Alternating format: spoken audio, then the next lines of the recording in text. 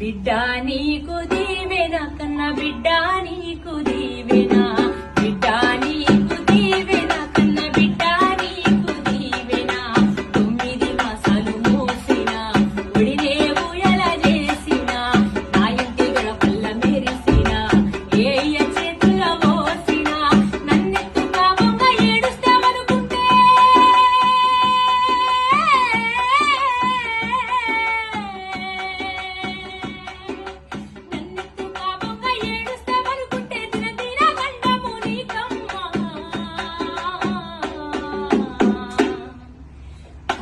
వార్తేవి విందునమ్మా బిడ్డల్లా